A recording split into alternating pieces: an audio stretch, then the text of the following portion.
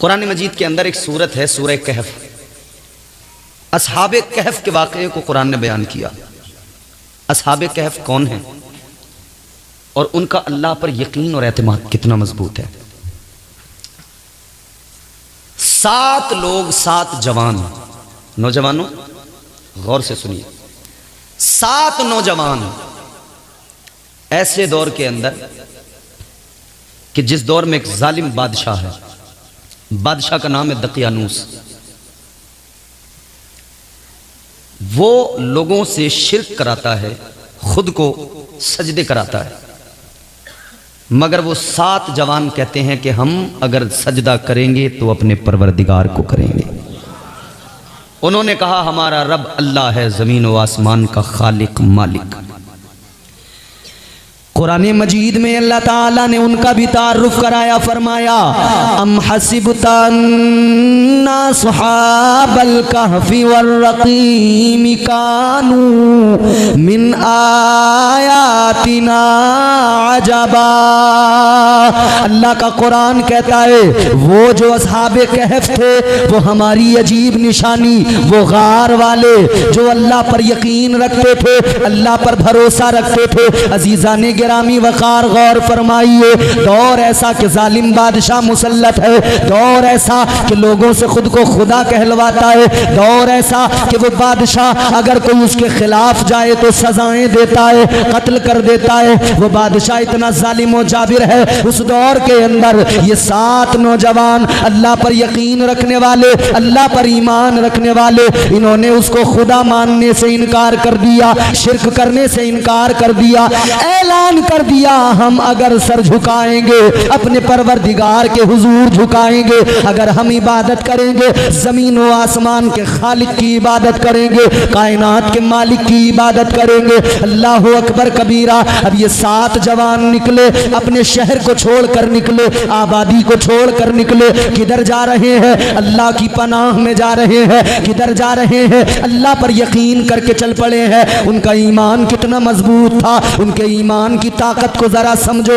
आज अगर जरा सा कोई मामला हो जाए ईमान डगमगा जाते हैं। बड़े बड़े अच्छे भले लोग देखे गए, जरा सा मामला हुआ ईमान डोल जाते हैं। कई बार तो जरा सा लालच मिले बादशाह वक्त की जानिब से लोगों के ईमान डोल जाते हैं। जैसी हवा बहती है लोग वैसी पीठ दिखाने लगते हैं। मगर याद रखो सच्चा मोमिन वो होता है जो हमेशा अल्लाह और उसके रसूल के साथ वफादार रहता है। क्या बात है। नारे तकबीर, नारे रिसालत, फैज़ाने गौसे आज़म, फैज़ाने आला हजरत, फैज़ाने मदार पाक, फैज़ाने औलिया इकराम, नारे रिसालत।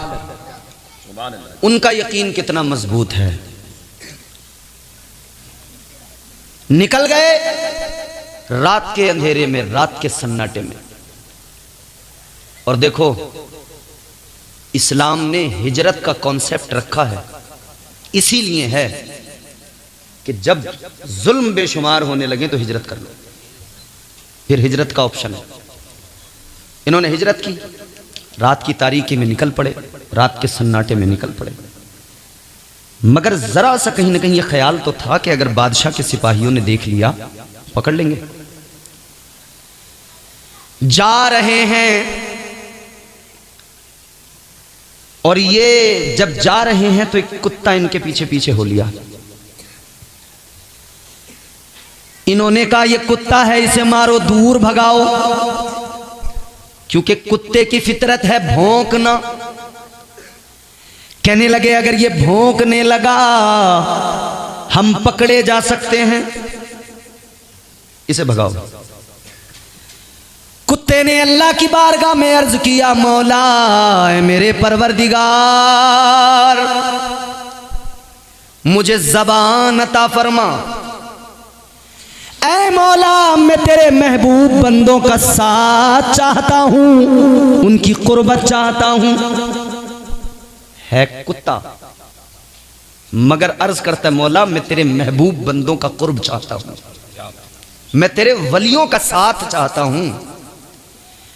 वली के कुर्ब से कुर्बे हुजूर मिलता है, वली के कुर्ब से कुर्बे हुजूर मिलता है, वली के इश्क का बदला जरूर मिलता है।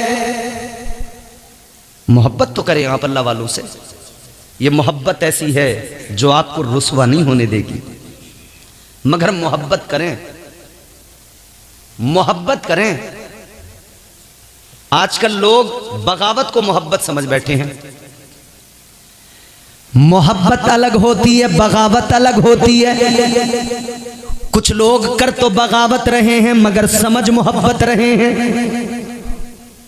और उन्हें हम अहले सुन्नत वल जमात अगर समझाते हैं तो वो चिढ़ जाते हैं हमसे। वो फिर मियाँ बहुत आगे तक निकल जाते हैं। हम यही तो बताते हैं कि बगावत ना करो, मोहब्बत करो। तुमने चिलम पीने को मोहब्बत समझ लिया,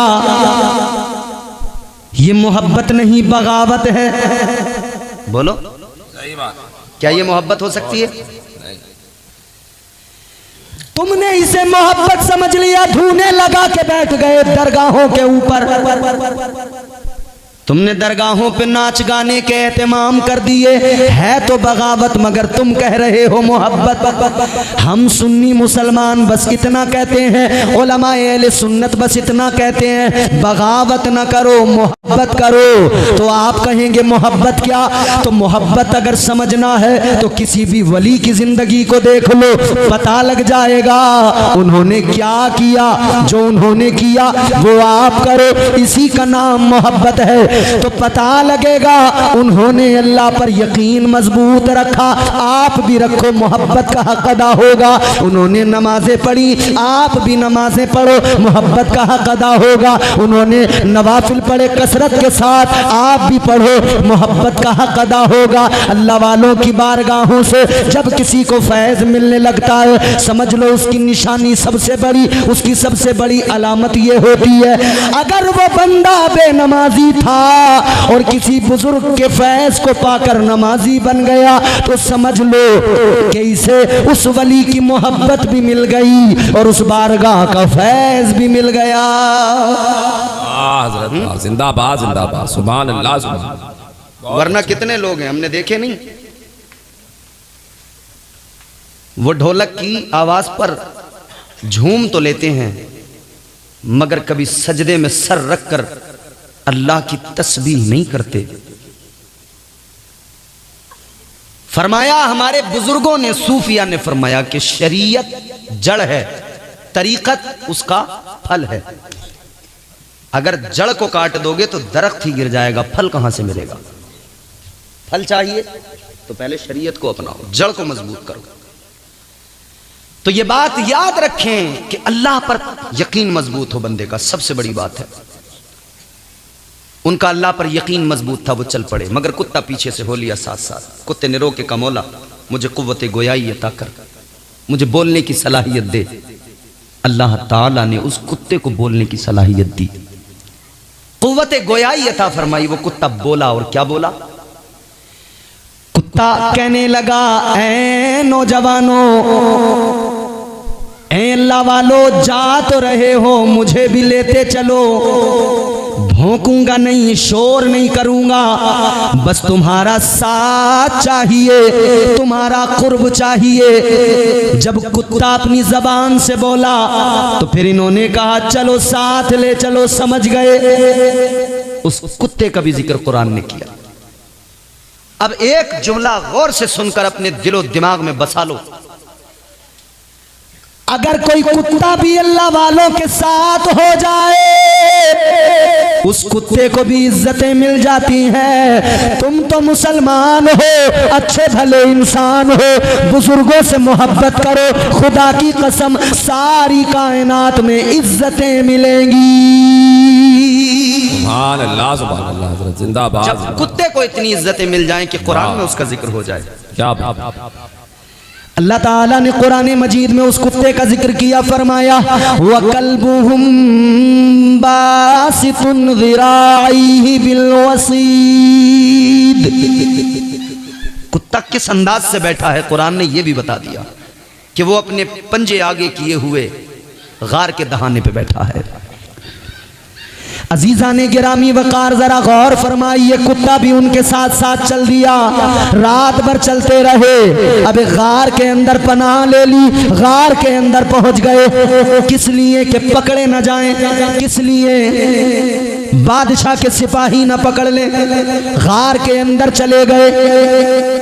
गार के अंदर जाकर अब सोचा जरा सा आराम कर ले। गार के अंदर जब ये सोए तो अब अल्लाह की शान देखो। जो अल्लाह पर यकीन रखते हैं अल्लाह उनकी हिफाजत कैसे करता है। गार के अंदर ये सोए। आदमी कितना सोता है? 5 घंटे, 6 घंटे, 8 घंटे। आजकल वैसे हमारे नौजवान दिन में 12-12 बजे तक भी सोते हैं, मगर फिर भी वो रात में तो जागते हैं। एवरेज तो उनका भी वही निकलेगा, 5-6 घंटे का ही। कितना आदमी सोता है? मैं कहता हूं भाई 10 घंटे कोई सो लेगा। 300 साल तक वो गार के अंदर सोते रहे। जोर से बोलो, कितने साल तक? मैं नहीं कहता, कुरान कहता है। 300 साल तक गार के अंदर सोते रहे। सारी दुनिया को अल्लाह की पावर, उसकी ताकत का पता लग गया। वो रब अगर चाहे तो 300 साल तक सुलाकर 300 साल बाद में उठा सकता है। और ये एक जिंदा मिसाल है।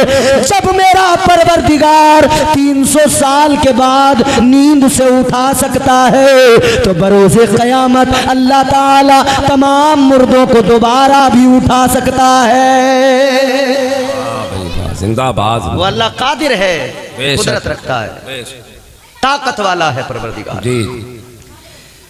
अल्लाह ताला के हुक्म से, अल्लाह की मर्जी से, मशीयत की मर्जी से 300 साल तक सोते रहे।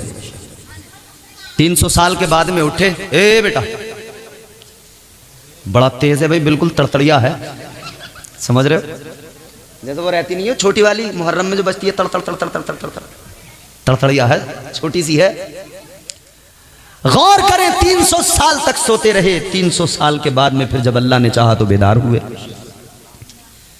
जब बेदार हुए तो भूख लगी। आपस में एक दूसरे से बातें करने लगे। एक ने दूसरे से पूछा कि भाई सोए कब तक, हम कितना सोए? तो आमतौर पे आदमी जितना सोता है वो उतना ही ख्याल आया कि भाई इतना सो लिए होंगे, उतना सो लिए होंगे। एक ने दूसरे से कहा कितना सोए? तो वो कहने लगा शायद आधा दिन या उससे कुछ कम। आपस में डिस्कस कर रहे थे, इतना सोए उतना सोए, भूख लगी। कब एक काम करो, भूख लग रही है, सिक्के निकालो और लेकर जाओ, खाना लेके आओ शहर से, और जरा संभल के जाना, बादशाह ना मिल जाए। इन्हें पता ही नहीं हम 300 साल सोए हैं। 300 साल में जमाना बदल गया, बादशाह बदल गया, क्या कुछ बदल गया, सब कुछ बदल गया। जो सिक्के इनके पास थे पुराने हो गए। खाना लेने के लिए एक को भेजा, वो बाजार में गया, पुराना सिक्का लेकर खाना लिया। जब सिक्का दिया, होटल वाले ने सिक्का देखा, कहने लगा ये क्या लाए हो, इससे नहीं मिलेगा। कहा भैया सिक्का है, पैसे हैं। कहा ये कौन से पैसे? कहिए हमारे यहीं के मुल्क के इसी शहर के पैसे।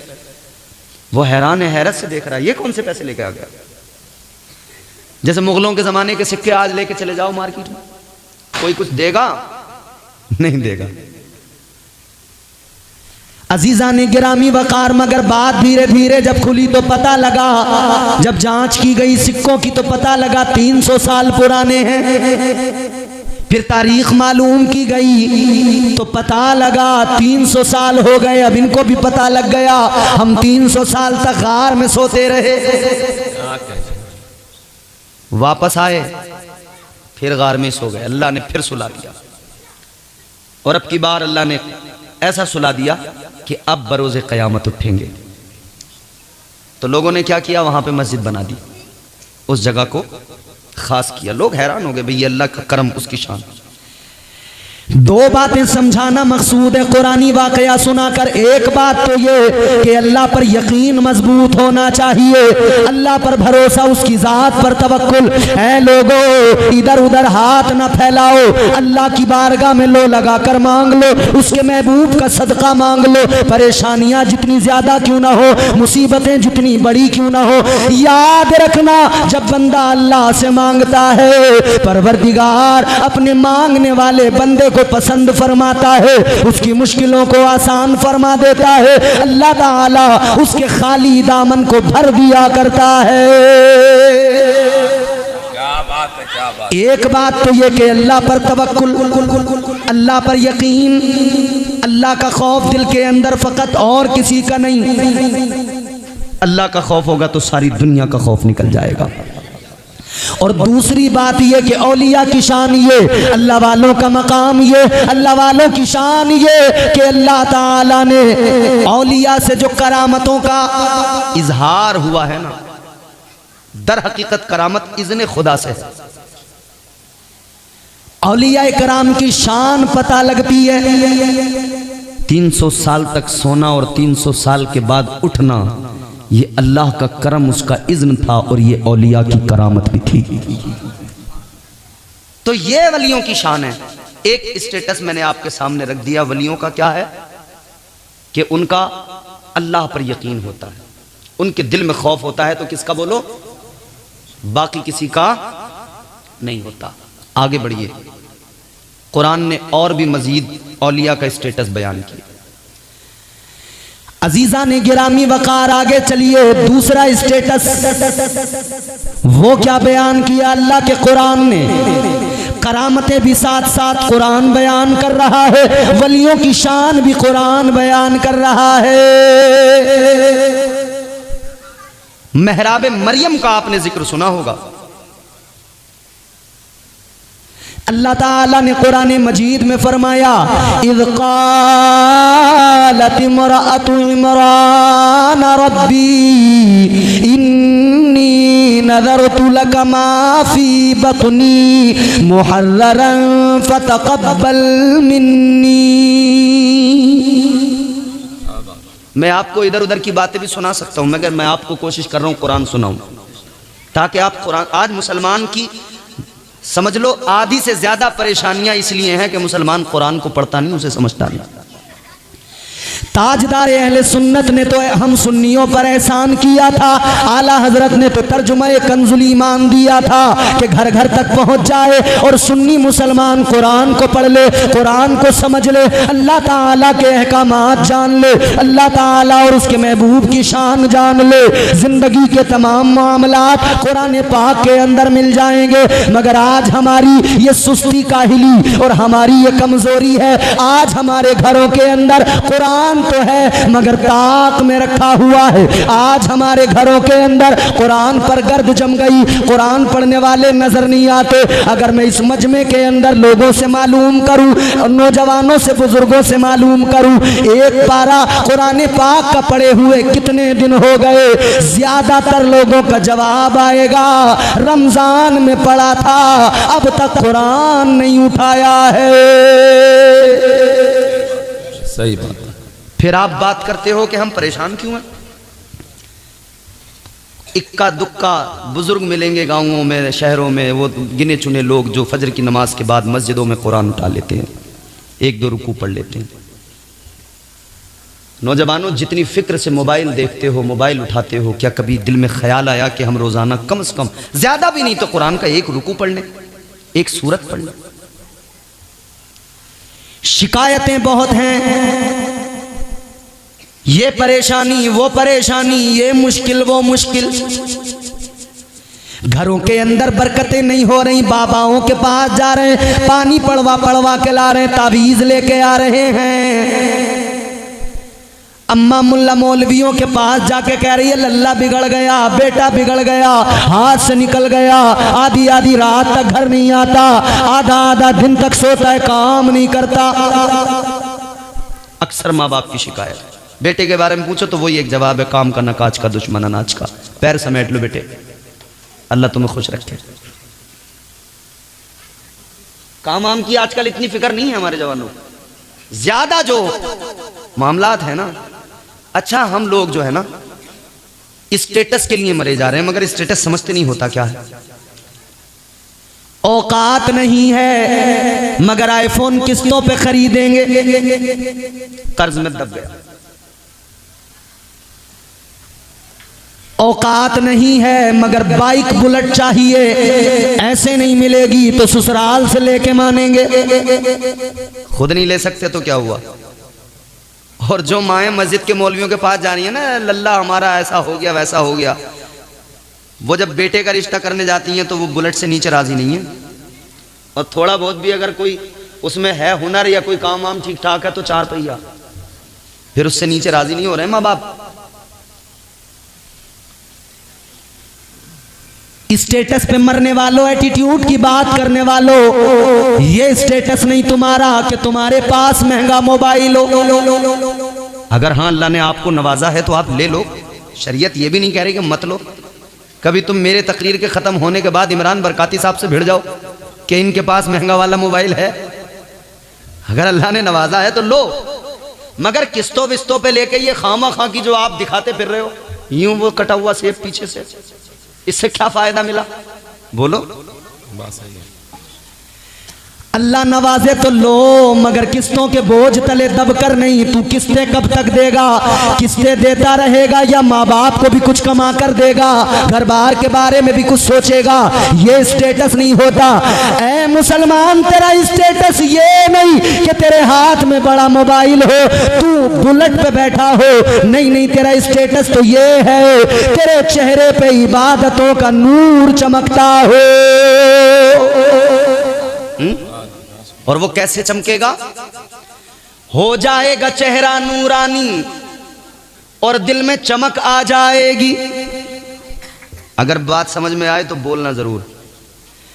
हो जाएगा चेहरा नूरानी और दिल में चमक आ जाएगी। तुम रोज कलामे पाक पढ़ो, सांसों में महक आ जाएगी। आखिरी रसूल दुनिया में आएगा, अल्लाह का महबूब दुनिया में आएगा। कहने लगे अब वो वक्त दूर नहीं रह गया है, बहुत जल्द वो वक्त करीब आता चला जा रहा है कि अल्लाह का पैगंबर दुनिया में तशरीफ लाएगा, अल्लाह का आखिरी रसूल दुनिया में आएगा। कहने लगे हम ये चाहते हैं कि उस रसूल को दुनिया में ना आने दे, हम ये चाहते हैं आखिरी पैगंबर को दुनिया में ना आने दे। तो सारे यहूदियों ने कहा था क्या प्लानिंग है, कैसे रोकोगे, क्या करोगे? तो कहने लगे अब्दुल्ला को कत्ल कर देंगे, अब्दुल्ला की पुश्त से पैदा होंगे वो आखिरी पैगंबर मोहम्मद अरबी सल्लल्लाहु ताला अलैहि वसल्लम। कहने लगे तब बाप को कत्ल कर दोगे तो बेटा कहां से आएगा? कहने लगे अब्दुल्ला को कत्ल कर दो। तो कहने लगे मंसूबा तो बन गया, मगर बात ये आई कौन करेगा इस काम को,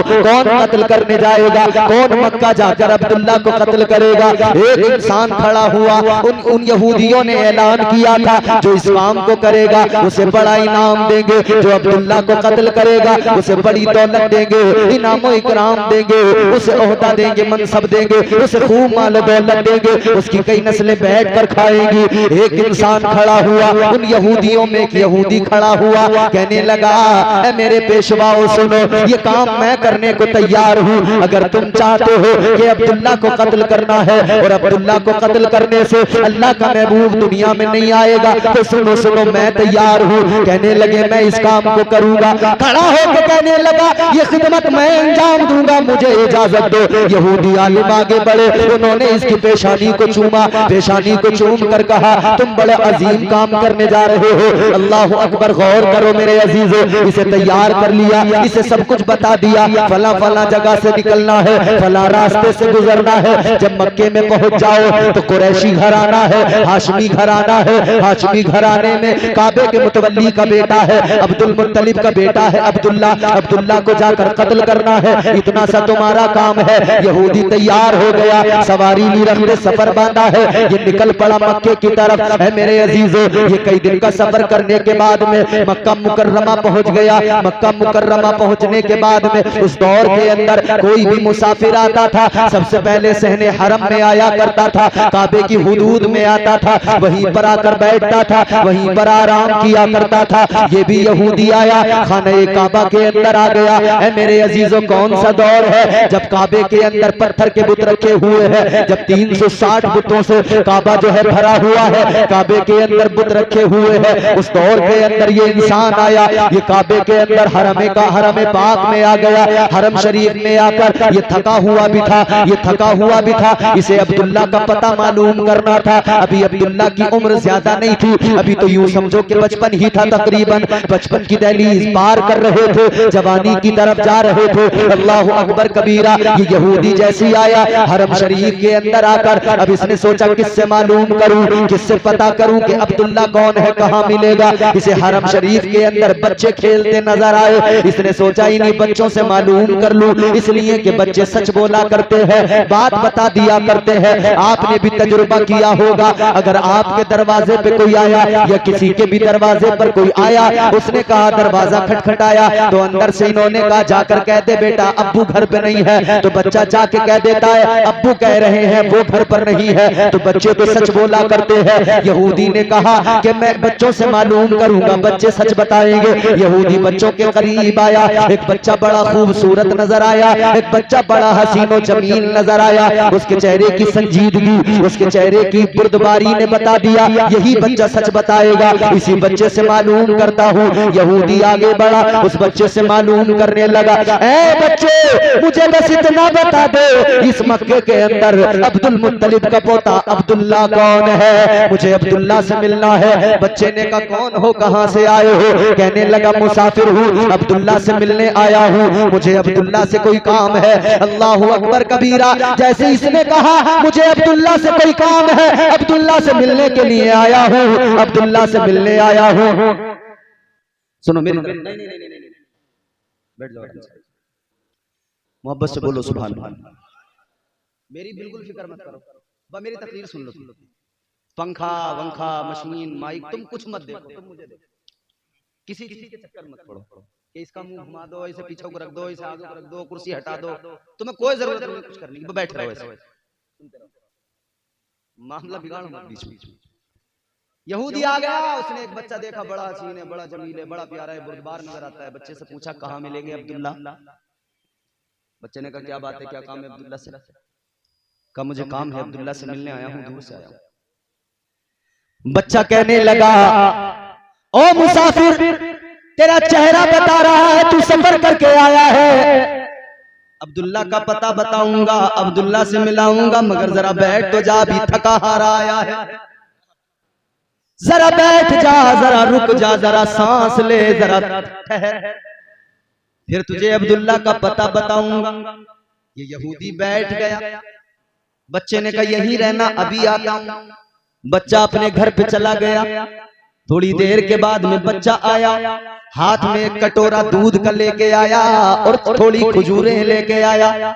बच्चे ने आकर कहा मुसाफिर सुन ले, तू दूर से आया है, थका हुआ है, दूर से आया है, भूखा भी होगा, ले पहले जरा चंद खजूरें खा ले, ये जरा सा दूध पी ले, उसके बाद में फिर अब्दुल्ला का पता बताऊंगा। इस मुसाफिर ने, यहूदी ने खजूरें खाई है, वो दूध का प्याला नोश किया, दूध पिया और उसके बाद में बड़ा खुश हुआ। कहने लगा बच्चे तेरा जवाब नहीं है, तू बड़ा प्यारा है, तू बड़ा प्यारा है। अल्लाह अकबर। यहूदी ने कहा अब बता दे मुझे अब्दुल्ला कहाँ मिलेगा? बच्चा कहने लगा जरा आराम तो कर ले, जरा सुकून से बैठ जा, जरा कमर तो लगा ले, थोड़ा आराम कर ले, अब्दुल्ला से मिलवा दूंगा, पता बता दूंगा। ये वहीं पे आराम करने लगा। अब ये वहीं पे कहता है कि अब तो अब्दुल्ला का पता बता दे। बच्चे ने कहा अब जरा मुसाफिर ये बता, काम तुझे अब्दुल्ला से क्या है? कौन सा काम है जो तू अब्दुल्ला को ढूंढ रहा है, अब्दुल्ला को तलाश कर रहा है? ये कहने लगा कि देख तू अच्छा बच्चा मालूम होता है, तूने मेरे साथ बड़ी हमदर्दी की है, मैं दूर का मुसाफिर आया,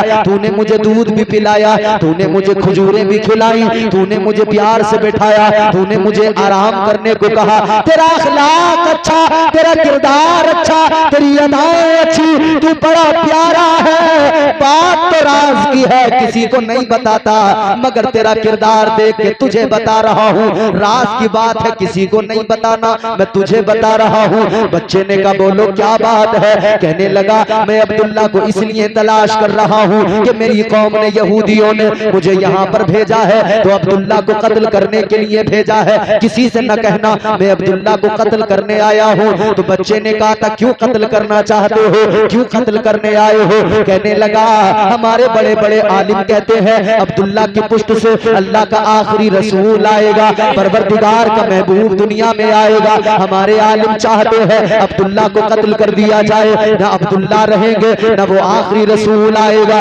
इतना सुना है तो जनाबे हजरत अब्दुल्ला का जो पता मालूम कर रहा है यहूदी, उस यहूदी ने कहा मुझे अब्दुल्ला का पता बता दे। तो बच्चे ने कहा तू अगर अब्दुल्ला को कत्ल करने आया है तो मुसाफिर एक काम कर ले, अपनी तलवार निकाल ले, अब मैं तुझे अब्दुल्ला के पास लेके चलता हूँ, अब मैं तुझे अब्दुल्ला से मिलाता हूँ। यहूदी ने तलवार निकाली, जैसे इसने तलवार निकाली बच्चा कहने लगा ऐ यहूदी, ऐ आने वाले मुसाफिर, तू अब्दुल्ला को कत्ल करने आया है, तलवार भी निकाल चुका है तो कत्ल कर ले, अब्दुल्ला तेरे सामने खड़ा है। नारे तकबीर, नारे रिसालत, मसलके आला हजरत, आका की आमद, नारे तकबीर, नारे रिसालत, जिंदाबाद जिंदाबाद। जैसे ही कहा अब्दुल्ला को कत्ल करने आया है, कत्ल कर, अब्दुल्ला तेरे सामने है, तलवार चला। यहूदी ने जैसे इतना सुना खुदा की कसम हाथ से तलवार गिर गई। तलवार गिरी तो कदमों में गिर पड़ा, कहने लगा अब्दुल्ला तेरा किरदार लाजवाब है, तेरी शान बड़ी आला है। कहने लगा अब्दुल्ला जब तेरा किरदार ये है तो जो तेरी पुष्ट से महबूबे खुदा पैदा हो गए उनका किरदार कितना लाजवाब होगा, उनकी शान क्या होगी। कहने लगा वो आएंगे बाद में, वो ऐलाने नबूवत बाद में करेंगे, मगर मैं आज ही से उन पर ईमान ला रहा हूँ। जिंदाबाद, माशाअल्लाह। हुजूर आ रहे हैं, ये शान है। दुनिया चाह रही है आने न दे, मगर अल्लाह की मशीयत और उसकी मंशा की महबूब दुनिया ही तेरे लिए बनाई है। अल्लाह ताला ने आपको और मुझे बहुत कुछ दिया है। मैंने जो बात शुरू में कही थी फिर सुनो, अल्लाह ने जो भी दिया अनमोल दिया, मगर मुझे बताओ अल्लाह ने जो कुछ दिया उसके बदले कोई कीमत तो नहीं ली। अल्लाह रोजी देता है तुमसे और मुझसे, उसकी कीमत तो नहीं लेता। यहां तुम किसी से कोई सामान लो वो तुमसे कीमत मांगेगा, मगर अल्लाह वो अनमोल चीजें देता है फिर भी कीमत नहीं लेता। बोलो, डॉक्टर नकली आंख लगाएगा लोकल और पैसे लेगा लाखों में। उंगली कट जाए डॉक्टर से उंगली लगवाओ, नकली उंगली लगाएगा पैसे लेगा लाखों में। लोकल नकली टांग लगवाएगा कोई तो उससे लाखों में पैसे लिए जाएंगे, जबकि वो काम भी नहीं करती है, वो बेजान है, लोकल है, नकली है, वो फिर भी लाखों रुपए लेता है। मगर सोचो अल्लाह ने सब कुछ दिया, कुछ भी नहीं लिया है। अल्लाह तो कुछ भी नहीं मांगता। अब जरा देखो अल्लाह ताला का करम और प्यार भी देख लो। अल्लाह ने आंखें दी, न कीमत ली, न एहसान जताया। अल्लाह ने सोचने को दिमाग दिया, ना अल्लाह ने कीमत ली है न कोई एहसान जताया है। यहाँ पर अगर कोई किसी को कुछ दे दे, अगर फ्री में देगा तो एहसान जताएगा, अल्लाह ने एहसान भी नहीं जताया। अल्लाह ताला ने जो कुछ दिया है उसके बदले अल्लाह न कोई कीमत मांगता है न एहसान जताता है। मगर सुनो मेरे अजीजों, अल्लाह ने सारी कायनात की नेमतें अता की, एहसान नहीं जताया। पूरा कुरान पढ़ लो, हदीसों की किताबें पढ़ लो, अल्लाह ने एहसान नहीं जताया। मगर सुनो सुनो, अल्लाह ताला ने जब तक अपनी बेमिसाल नेमतें अता की एहसान नहीं जताया, लेकिन जब बेमिसाल रहमत अता की यानी महबूब को भेजा तो अल्लाह ने एहसान भी जता दिया। अल्लाह ने फरमाया लक़द मन्नल्लाहु अलल मुमिनीना इज़ बअस फ़ीहिम रसूला। अल्लाह ने फरमा दिया बेशक अल्लाह ने बड़ा एहसान किया मोमिनों पर कि उनको अपना प्यारा रसूल अता फरमा दिया है। नारे तकबीर, नारे रिसालत, मसलके आला हजरत, मज़हबे अहले सुन्नत, नारे तकबीर। अल्लाह ने बहुत कुछ दिया मगर एहसान नहीं जताया। मगर जब महबूब को दिया, महबूब को भेजा तो अल्लाह ने एहसान जताया। फरमाया ये अल्लाह का बहुत बड़ा एहसान है तुम पर। यूं तो अल्लाह के बेशुमार एहसानात हैं, मगर अल्लाह ने खुद कोई एहसान नहीं जताया। हाँ, जब रसूल को भेजा, पैगंबर खुदा, इमाम इमामुल अंबिया ताजदार मदीना तशरीफ लाए तो अल्लाह ने फरमाया एहसान किया है मैंने तुम पर, जो तुम्हें ये प्यारा रसूल अता फरमा दिया। और एहसान कैसे किया, अब जरा कुरान से समझो क्या एहसान है। अल्लाह ताला ने प्यारा रसूल अता किया, फरमा दिया मैंने तुम पर एहसान किया। अब अगर ये एहसान तुम्हें समझना है तो तुम पहले कुरान उठाओ, कुरान पढ़ के देखो, जल्दी जल्दी सुन लो, जल्दी खत्म करेंगे। कुरान पढ़ के देख लो, अल्लाह ताला ने फरमाया, परवरदिगार ने ऐलान कर दिया, कुंतुम खैरा उम्मतिन उखरिजत लिन्नास। अल्लाह ताला ने फरमाया, ऐ मेरे महबूब का कलमा पढ़ने वालों, ऐ मेरे महबूब के गुलामों, ऐ मेरे हबीब के उम्मतियों, मैंने तुम्हें बेहतरीन उम्मत बनाया है। बताओ मुझे, हुजूर के उम्मती है तो अल्लाह ने बेहतरीन का खिताब दिया, हुजूर के उम्मती है तो अल्लाह ने क्या शान अता फरमाई है। और जो पहले उम्मतें गुजर गई, अल्लाह ने किसी को बेहतरीन नहीं कहा। ये एहसान नहीं तो क्या है, ये एहसान ही तो है। अल्लाह ने बेहतरीन उम्मत कहा है। अब जरा आगे बढ़ो, अल्लाह के जलीलुल कद्र पैगंबर जनाब हजरत मूसा अलैहिस्सलाम, आप तौरात की तिलावत कर रहे हैं, तौरात पढ़ रहे हैं, आसमानी किताब है। तौरात की तिलावत करते करते आपने पढ़ा एक उम्मत के बारे में, उस उम्मत का जिक्र लिखा हुआ है। हजरत मूसा अलैहिस्सलाम के जमाने का कानून भी सुन लो। हजरत मूसा के जमाने का कानून क्या था? हजरत मूसा के जमाने में आपका कोई उम्मती अगर रात को सन्नाटे में छुपकर अंधेरे में अगर कोई गुनाह कर लिया करता था तो सुबह उसके दरवाजे पे लिख दिया जाता था कि इस बंदे ने रात को ये गुनाह किया है। अगर उसने रात को गुनाह किया, उसकी पेशानी पे गैबी तौर पे लिख दिया जाता था, रात इस बंदे ने ये गुनाह किया है। लोगों सोचो तो जरा, अगर कोई गुनाह करता था उसका ऐब छुपता नहीं था, वो छुपकर भी करता था, अल्लाह उसके ऐब को जाहिर कर दिया करता था। उसका गुनाह दुनिया को पता लग जाता था, जग जाहिर हो जाया करता था। मगर सुनो सुनो, हजरत मूसा अलैहिस्सलाम तौरात पढ़ रहे हैं। आपने तौरात में पढ़ा एक उम्मत ऐसी आएगी, एक उम्मत दुनिया में ऐसी आएगी, रात के अंधेरे में तो क्या, दिन के उजाले में भी अगर गुनाह करेगी, छुप कर तो क्या, अगर वो जाहिर होकर खुले तौर पर भी गुनाह करेगी, तब भी परवरदिगार आलम का उस उम्मत पर ये करम होगा, ये छुप कर नहीं खुलकर भी गुनाह करेंगे। अल्लाह फिर भी इनके गुनाहों पे पर्दे डाल देगा, अल्लाह गुनाहों की पर्दा पोशी करेगा। हजरत मूसा ने इतना पढ़ा तो अल्लाह की बारगाह में हाथ उठा दिए, अर्ज करने लगे, ऐ परवरदिगार, ऐ खालिक़े कायनात, वो उम्मत मुझे अता कर दे, वो उम्मत मुझे दे दे। अल्लाह ने फरमाया, ऐ मूसा, वो उम्मत तुम्हें कैसे दे दूं, वो उम्मत तो मेरे प्यारे महबूब की उम्मत है। जिंदाबाद, वाह वाह, माशाअल्लाह। वो उम्मत तो मेरे महबूब की उम्मत है। क्या क्या नहीं मिला हमें हुजूर के सदक़े, क्या क्या नहीं मिला हमें हुजूर के सदक़े। ये न पूछो मोहब्बत में क्या मिल गया, ये न पूछो मोहब्बत में क्या मिल गया, सच तो ये है कि हद से सिवा मिल गया। ये न पूछो मोहब्बत में क्या मिल गया, सच तो ये है कि हद से सिवा मिल गया। ये न पूछो मोहब्बत में क्या मिल गया, सच तो ये कि हद से सिवा मिल गया। जिंदगी बन गई वाकई जिंदगी, जिंदगी बन गई वाकई जिंदगी, जब से मुझको दरे मुस्तफा मिल गया। जिंदगी बन गई वाकई जिंदगी, जब से हमको दरे मुस्तफा मिल गया।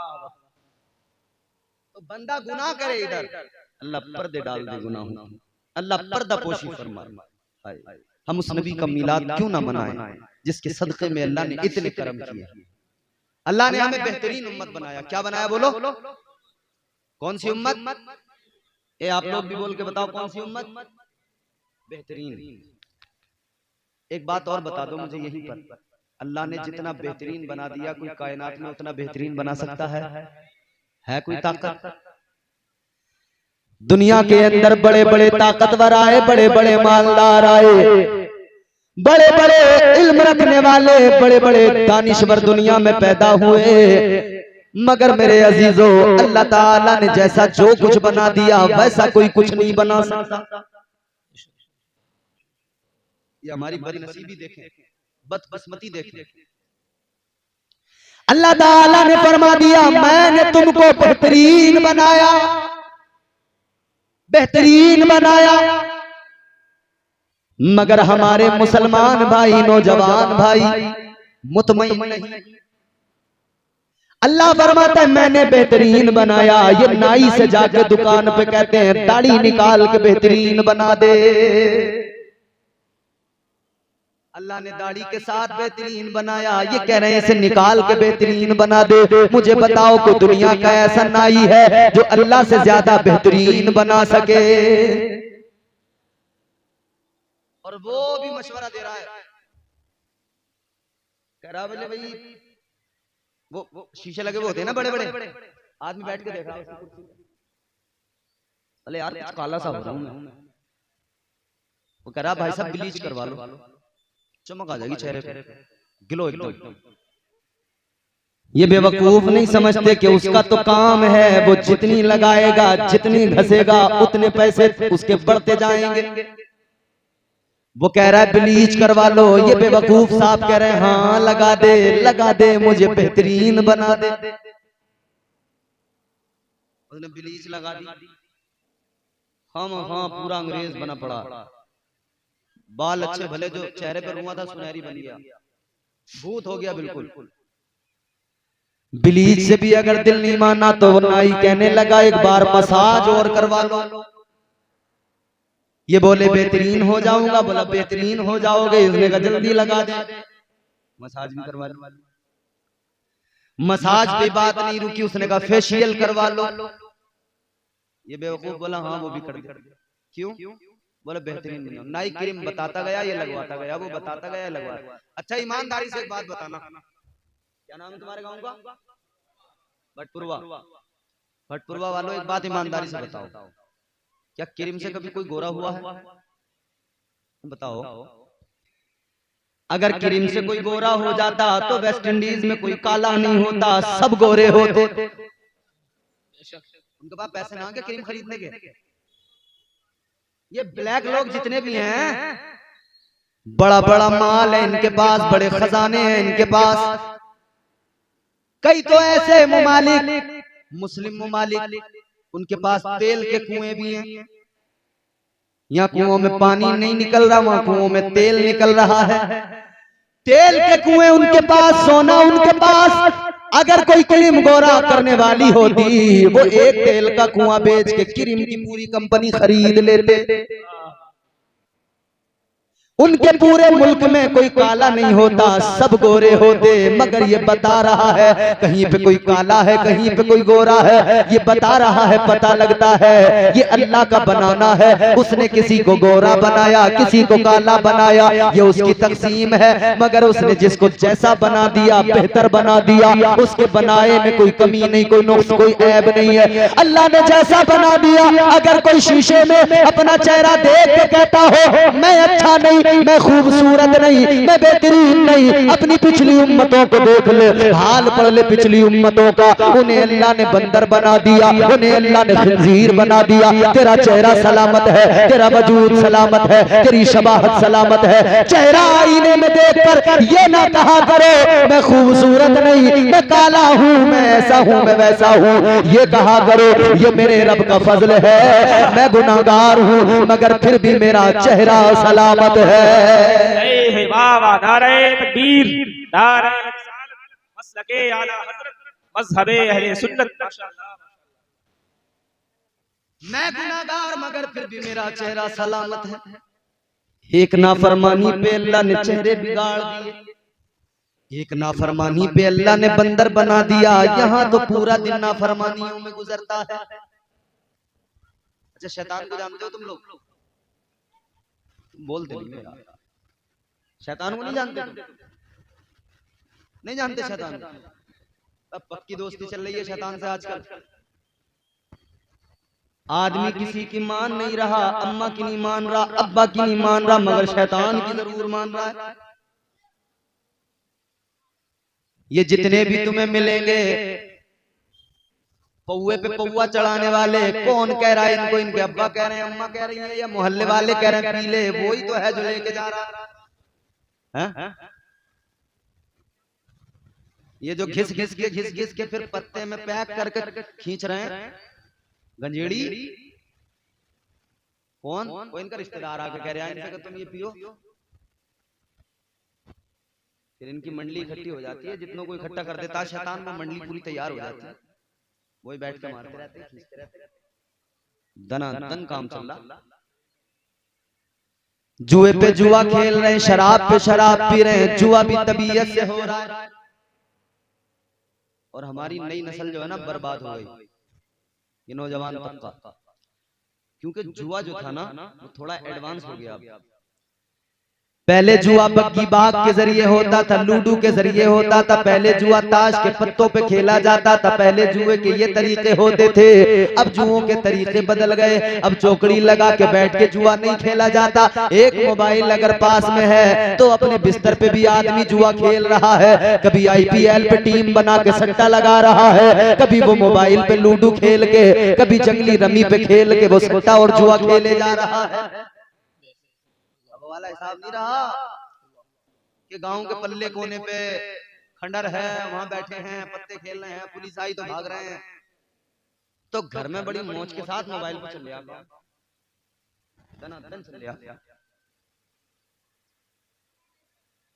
याद रखना मेरे अजीजों, अल्लाह ताला ने कुरान मजीद में फरमा दिया और बता दिया ये काम तुम्हारे नहीं, किसके काम है? अल्लाह ताला ने फरमाया इन्नमल खम्रु वल मैसिरु वल अंसाब वल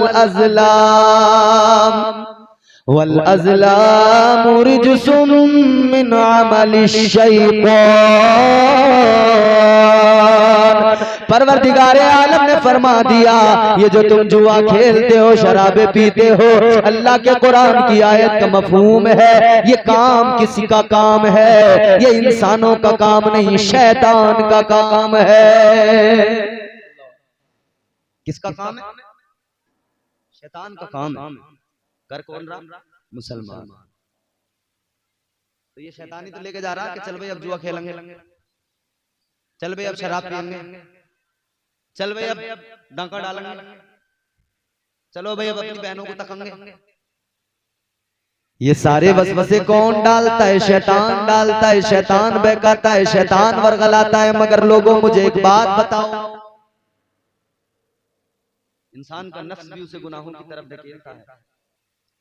मगर एक बात पूछना चाहता हूं आपसे, ये शैतान जो है, आपके इमाम साहब, आपको मौलाना सादिक साहब बड़े अच्छे आदमी, अल्लाह इन्हें सलामत रखे, इन्होंने हमें आप तक जरिया बने, यहाँ तक आपसे मिलाने का, बुलाया, आपसे रूबरू करा दिया, मुलाकात हो गई।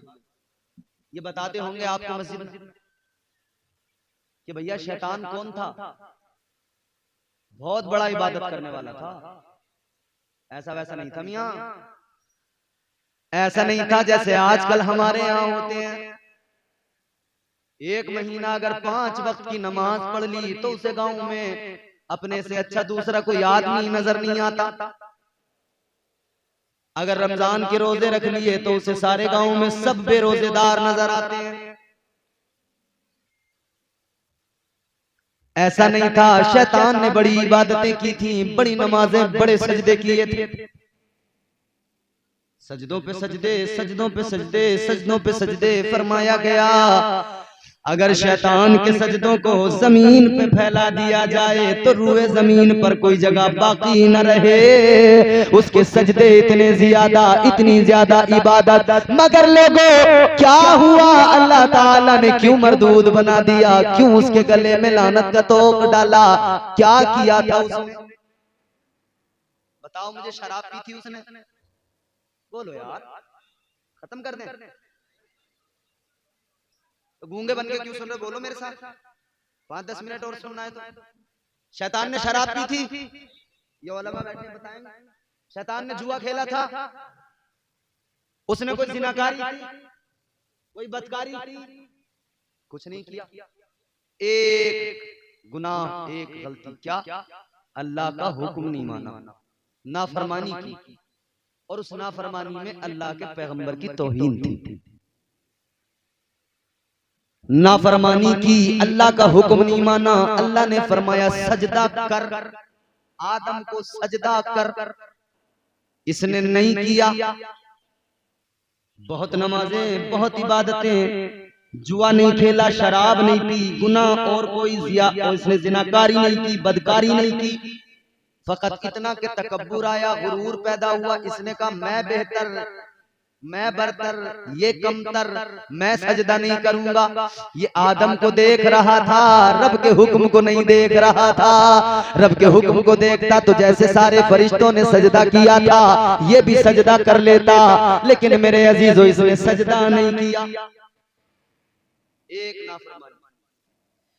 एक नाफरमानी की वजह से अल्लाह ने इसे लानती बना दिया, मरदूद बना दिया, लानत का तोप इसके गले में डाल दिया। ईमानदारी से बताओ, अल्लाह ने एक नाफरमानी, जुआ नहीं खेला, शराब नहीं पी, बदकारी नहीं, जिनाकारी नहीं, अल्लाह ने लानत का तोप इसके गले में डाल दिया। अब जरा खुद पे नजर डालो, शराबी हम हैं, जुआरी हम हैं, हमारे अंदर नशेड़ी मौजूद है, बदकारी करने वाले मौजूद हैं, जिनाकारियां हमारे मुआशरे में सारे काम कर रहे हैं, मगर देखो अल्लाह ने उसे एक नाफरमानी पे मरदूद बना दिया। मगर हमें अल्लाह ने फिर भी हमारे गुनाहों पे पर्दा डाल रखा है, फिर भी अल्लाह ने तौबा का दरवाजा खोल रखा है। ये क्या है मेरे अजीजों, ये मामला क्या है? ये बात फकत इतनी सी है, इसमें तुम्हारा मेरा कमाल नहीं है, इसमें कमाल मदीने के ताजदार का है, इसमें आमिना के लाल का कमाल है कि हम मुस्तफा के उम्मती है, इसीलिए परवरदिगार गुनाहों पे पर्दे डाल देता है। नारे तकबीर, नारे रिसालत, मसलके आला हजरत, मज़हबे अहले सुन्नत, नारे जिंदाबाद जिंदाबाद। माशाअल्लाह, अल्लाह इसलिए फकत पर्दे डालता है कि तुम उसके महबूब की उम्मती हो, तुम्हें उसने बेहतरीन जो बनाया है। अल्लाह फरमाता है मैंने तुमको बेहतरीन बनाया है, मगर हमने बेहतरीन की डेफिनेशन को समझा ही नहीं। हम आईने में चेहरा देखते रहे, चलो आईने में चेहरा देखने का शौक है तो आईने में चेहरा भी देखो। घर जाओ, जलसे के बाद में शीशा उठाना, अपना चेहरा देखना, फिर याद करना, या अल्लाह तूने किसी को बंदर बनाया, तूने किसी को लानती बनाया, मैं अभी भी बिल्कुल वैसा ही, मेरा हुस्न सलामत, मेरा चेहरा सलामत। ये कमाल किसी और का नहीं, मदीने के ताजदार का कमाल है, इसलिए कि हुजूर के उम्मती हो। अल्लाह ताला ने कुरान मजीद में फरमाया, परवरदिगार ने महबूब से वादा कर लिया। अल्लाह का कुरान कहता है वमा कान अल्लाहु लियुअज़्ज़िबहुम व अंत फीहिम। अल्लाह ने फरमा दिया ऐ महबूब जब तक तू उम्मत के दरमियान मौजूद है तेरी उम्मत पर अजाब नहीं आएगा। हुजूर के उम्मती हैं इसलिए अजाब नहीं आता, वरना अमल, अरे अमल तो है ही नहीं भैया। नमाज एक वक्त की नहीं पढ़ते, रमजान में रोजा रखने को हम तैयार नहीं, हुजूर की तालीमात पे अमल करने को हम तैयार ही नहीं। हजरत अल्लामा कहफुल वरा साहब ने आपको कई बातें बताई बड़े काम की। हद तो यहां हो जाती है कि जब हम कोई दीनदारी का काम भी करते हैं ना, उसमें भी हम कोई ना कोई खुराफात शामिल कर लेते हैं। अभी ईद मिलादुन नबी का मौका आया, हर मोमिन को, मुसलमान को खुश होना चाहिए। वो मोमिन ही क्या जिसे नबी की आमद पर खुशी ना हो, क्योंकि घर में अगर बेटा पैदा होता है सारे खानदान को खुशी होती है, कपड़े बांटे जाते हैं, मिठाई तकसीम होती है। अपने घर में बेटा आए सबको खुशी होती है, उसकी सालगिरह पर केक कटता है, मिठाई बंटती है।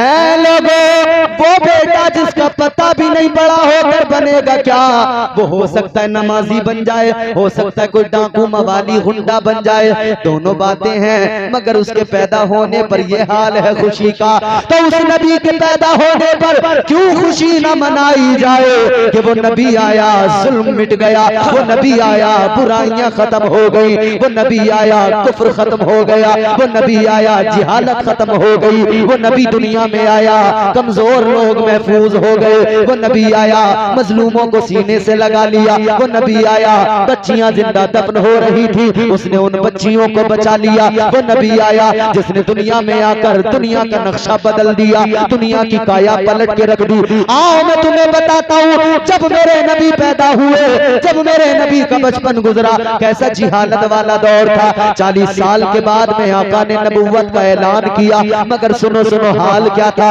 वो अरबी लोग थे, बड़ा अपने आप को बड़ा काबिल समझते थे, मगर उस दौर के अंदर 6 लोग थे जिन्हें लिखना आता था, जिन्हें पढ़ना आता था। ए लोगों, जब नबी दुनिया में आए 6 लोगों को लिखना आता था, पढ़ना आता था, लेकिन सुनो मेरे मुस्तफा ने आने के बाद में दुनिया की काया पलट कर रख दी। आज दुनिया में लाखों करोड़ों लिखने वाले पढ़ने वाले, क्योंकि मेरे नबी ने मक्के में ऐलान कर दिया, मदीने में ऐलान कर दिया, इल्म की अहमियत को वाज़ेह कर दिया। मेरे आका ने फरमाया माँ की गोद से लेकर कब्र की आगोश तक इल्म हासिल करो। जिंदाबाद जिंदाबाद, माशाअल्लाह माशाअल्लाह। नबी ने उम्मत को कहा कि इल्म हासिल करो, तो उस नबी की विलादत पर खुशी क्यों ना मनाएं, क्यों मिठाइयां न बांटें, क्यों महफिलें न सजाएं। जरूरी हो जाता है जिक्र करना। अच्छा, अब यहाँ पर एक सवाल होता है, मैं वो सवाल आपको बताकर जल्दी अपनी बात कंप्लीट करता हूँ। लोग सवाल करते हैं मियाँ 12 रबीउल अव्वल को हुजूर की वफात भी हुई है, कहते हैं वफात भी हुई है तो खुशी कैसी, गम होना चाहिए। पहली बात तो ये कि तारीख हुजूर के दुनिया से जाने की इख्तिलाफ है कि 12 है या 17 है या कौन सी है, कंफर्म नहीं, लेकिन विलादत की तारीख कंफर्म है कि 12 ही है। अच्छा, चलो हम उनकी ही बात मान लेते हैं, वो कह रहे हैं जी वो वफात का भी दिन है। तो मुझे एक बात बताओ, हर अक्लमंद आदमी बताएगा आदमी दुनिया में आता पहले है या जाता पहले है दुनिया से? बोलो बोलो। पहले आता है तभी तो जाता है, और जो आएगा नहीं वो जाएगा क्या? तो पता लगा पहले आता है फिर जाता है, पहले आता है फिर जाता है। अब खुशी मनाने वालों, अगर कोई कहे नबी तो गए हैं वफात पाई है, कह देना आता दुनिया में पहले है जाता बाद में है, तो इसका मतलब ये हुआ नबी पहले आए हैं बाद में गए हैं। तो पहले आने की खुशी मनाने दे, गम का बाद में देख। पहले तो आए हैं, पहले आने की तो खुशी मनाने दे, आने का तो भुला रहा, जाने वाले पे पूरा फोकस है कि हुजूर गए हैं वफात हुई है, जाहिरी तौर पे दुनिया से गए हैं, पर्दा किया है, तो क्या मतलब? पहले जरा नबी का आना भी देख ले, पैगंबर खुदा आए शान क्या है। हजरत आमिना तुम्हारे मेरे नबी की अम्मी जान, आप फरमाती हैं जब मेरे शिकम में मेरे आका आए, जब मेरे शिकम में पैगंबर खुदा आए, कहती हैं मेरे जिस्म से खुशबुएं निकलने लगी, जिधर से जाती हूँ रास्ते महक जाते हैं, जिधर से गुजरती हूँ रास्ते महक जाते हैं।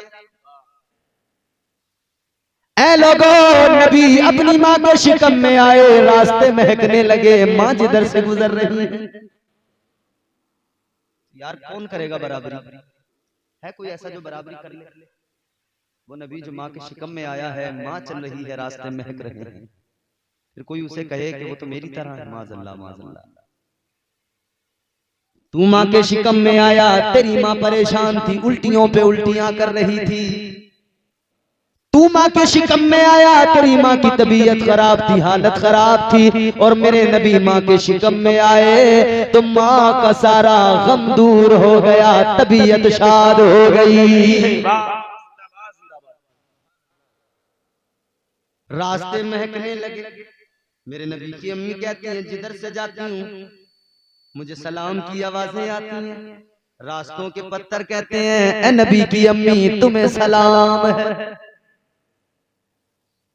आमिना सलाम इसलिए कि तुम पैगंबर खुदा की माँ बनने वाली हो। विलादत का जरा सा नक्शा भी देख लो। बड़े मेरे आका की विलादत के वक्त में मुजज़ात का ज़हूर हुआ है। ताजदारे मदीना वालिए कायनात तुम्हारे मेरे आका जब दुनिया में आए, कौन सा दिन है? पीर का दिन है, 12 रबीउल अव्वल, सुबह सादिक का वक्त है। कौन सा वक्त है? सुबह सादिक का वक्त है। अल्लाह ताला ने कुरान मजीद में सुबह के वक्त की कसम भी उठाई है। अल्लाह ने फरमाया वल फज्री व लयालिन अश्र। ये जो वल फज्र क्या है, इसका तर्जुमा ये उलमा बैठे उस सुबह की कसम। कौन सी सुबह की कसम? अच्छा ये बताओ कसम किसे कहते हैं, तुम जानते हो? कसम हम अपनी बात करें, हमारे मुआशरे में हम लोग क्यों कसमें खाते हैं? जब जबान की बात मुस्तनद न ठहरती हो, जब कोई बात का यकीन न करता हो, जब किसी को एतबार नहीं होता हो, तो कसम खा के एतबार दिलाया जाता है। मतलब ये हुआ कि भाई हमने अब कसम खा के बात कह दी, इसका मतलब अब बात सच है। तो लोगों में झगड़ा हो जाए किसी बात को लेकर, जी मेरा इस पर कर्जा आ रहा है, वो कह दे नहीं, कहते कसम खा ले मस्जिद में है? होता है कि नहीं? कसम खा ले छोड़ दूंगा। मतलब ये कि एतबार नहीं हो रहा ना, तो अब आखिरी हथियार क्या है? कसम। मगर मुझे बताओ मेरे प्यारे, अल्लाह तबारक व तआला ने, परवरदिगार ने जो कुरान मजीद में कहीं पे कहा वल असर, जमाने की कसम, कहीं अल्लाह ने कहा वल फज्र, सुबह की कसम, सुबह के वक्त की कसम, कहीं अल्लाह ने फरमाया ला उक़सिमु बिहादल बलद। अल्लाह ताला ने शहर की कसम उठाई, शहर की कसम याद की। अल्लाह ताला को क्या जरूरत पड़ी कसमें उठाने की, कसमें याद करने की? कौन है जो अल्लाह की बात का इनकार कर दे, उसका इकरार न करे? कौन है जिसे अल्लाह की बात पर यकीन नहीं? सबको यकीन है। कुरान पे हमारा ईमान है, अल्लाह के हर हुक्म को हम मानते हैं, अल्लाह के हर फरमान पे हमारा ईमान है। यहां पर मामला यकीन वाला नहीं कि किसी को यकीन दिलाया जा रहा है, नहीं, बात ये नहीं है। हजरत अल्लामा जलालुद्दीन सुयूती अलैहि रहमा आप फरमाते हैं कि अल्लाह ताला ने जो 12 कुरान मजीद में कसमें उठाई, कसमें याद की, जिस चीज की अल्लाह ने कसम उठाई, तो उस कसम का मकसद ये है कि अल्लाह उस चीज की अहमियत को बयान कर रहा है, उस चीज की अजमत को बयान कर रहा है, उस चीज की फजीलत को बयान कर रहा है। तो अल्लाह ताला ने जो ये सुबह के वक्त की कसम उठाई है, सुबह के वक्त की कसम को याद किया है, तो मतलब ये कि अल्लाह सुबह के वक्त की अहमियत को बयान कर रहा है, सुबह के वक्त की फजीलत को बयान कर रहा है। सुबह के वक्त की अहमियत क्या है? सुबह सादिक के वक्त की अहमियत को अल्लाह बयान कर रहा है। क्या अहमियत है? अल्लाह ने गोया मिजाज दिया, ये जो सुबह सादिक का वक्त होता है इसकी बड़ी अहमियत है। क्यों अहमियत है? तो गोया अल्लाह का जवाब आएगा, इसलिए अहमियत है कि सुबह सादिक के वक्त में मेरा महबूब दुनिया में तशरीफ लाया है। नारे तकबीर, नारे रिसालत, मज़हबे अहले सुन्नत, ताजदारे मदीना कॉन्फ्रेंस, नारे तकबीर, यूं तो सारे नबी मोहतरम हैं, मगर सरवरे अंबिया तेरी क्या बात है। यूं तो सारे नबी मोहतरम है, मगर सरवरे अंबिया तेरी क्या बात है। सरवरे अंबिया तेरी क्या बात है। रहमते दो जहां एक तेरी जात है, रहमते दो जहां एक तेरी जात है या हबीबे खुदा, तेरी क्या बात है। रहमते दो जहां एक तेरी जात है या हबीबे खुदा, तेरी क्या बात है। सुबह सादिक की अल्लाह ने कसम याद की। मतलब ये कि उस वक्त की अहमियत को अल्लाह बयान कर रहा है कि ये वक्त इसलिए ज्यादा अहमियत का हामिल है कि इस वक्त में मेरा महबूब दुनिया में आया है। 12 रबीउल अव्वल सुबह सादिक का वक्त है। रात जा रही है, दिन आ रहा है। रात भी मायूस नहीं जा रही है, दिन भी मायूसी के साथ नहीं आ रहा है।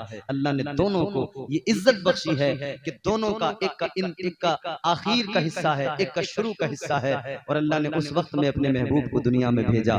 और शान क्या, आओ जरा गौर करो, ताजदारे मदीना वाली कायनात की प्यारी अम्मी जान जनाब सैयदा आमिना खातून फरमाती हैं, जब मेरे नबी दुनिया में तशरीफ लाए, जब पैगंबर खुदा दुनिया में तशरीफ लाए, तो शान ये कि आका की आंखों में सुरमा लगा हुआ था।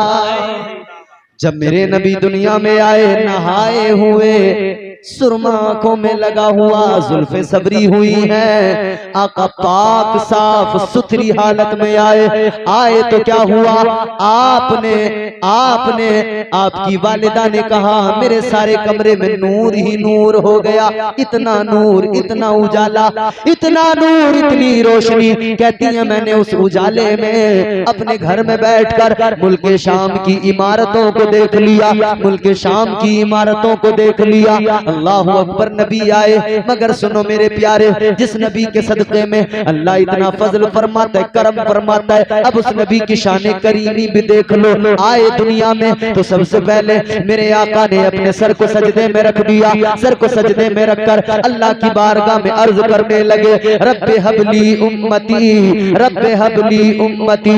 उम्मती उम्मती की सदाएं हैं, या अल्लाह मेरी गुनाहगार उम्मत को बख्श दे। ऐ सुन्नियों, कितना जरूरी हो जाता है उस नबी को याद करना, कितना जरूरी हो जाता है उस नबी की महफिलें सजाना, कितना जरूरी हो जाता है उस नबी की अजमत को बयान करना, कितना जरूरी हो जाता है उस नबी की अजमतों का ऐलान करना कि जो नबी दुनिया में आया, आते ही उसने तुम्हें मुझे याद किया, हम गुनाहगारों को याद किया। कितना जरूरी हो जाता है उस नबी का तज़किरा करना जिस नबी ने जब तक दुनिया में हयात ज़ाहिरी के अय्याम गुजारे, हर लम्हा उम्मत को याद किया। फरमाया मेरे मुस्तफा ने, अल्लाह ताला ने 3 सवाल मुझे अता किए, यानी 3 चीजें मैं अल्लाह की बारगाह में अर्ज करूं, जो मांगना चाहूं मांग लूं। आका फरमाते मैंने 2 सवाल दुनिया में कर लिए। 2 सवाल क्या कर लिए? आका फरमाते एक सवाल जब मैं पैदा हुआ मैंने अल्लाह की बारगाह में अर्ज किया, ऐ मौला मेरी उम्मत की मगफिरत फरमा दे, ऐ मौला मेरी गुनाहगार उम्मत पे रहम फरमा दे। कहते हैं आका मदनी करीम आका ने फरमाया कि एक सवाल वो कर लिया, और दूसरा सवाल कहते जब मैं मेराज को गया मैंने अल्लाह से कहा मौला मेरी उम्मत को बख्श दे, मौला मेरे गुनाहगार उम्मतियों पे फजल फरमा दे। आका फरमाते 2 सवाल कर लिए, तीसरा सवाल मैंने आखिरत के दिन के लिए उठा के रख लिया, महशर के दिन के लिए उठा के रख लिया। जब नफसी नफसी का आलम होगा, जब कोई किसी का पुरसाने हाल नहीं होगा, जब कोई किसी का यारो मददगार नहीं होगा, जब एक एक कब्र से 70 निकल के आएंगे, सब बरहना निकल के आएंगे, एक एक कब्र से 70 मुर्दे आ रहे होंगे, वो महशर का मंजर मेरे प्यारो याद करो, वो मैदान महशर का मंजर। मेरे आका फरमाते हैं उस दिन सब डर रहे होंगे, सब कांप रहे होंगे। जलाले खुदाबंदी, हैबत खुदाबंदी, अल्लाह ताला की हैबत ऐसी होगी कि कोई ताब नहीं ला पा रहा होगा, सब कांप रहे होंगे। मेरे आका ने फरमाया उस वक्त में कोई किसी के काम नहीं आ रहा होगा। आका फरमाते हैं मगर मैं उस वक्त में भी एक सजदा करूंगा, सजदे में अपना सर झुकाऊंगा और अल्लाह की बारगाह में अर्ज करूंगा, या अल्लाह मेरी गुनाहगार उम्मत की बख्शिश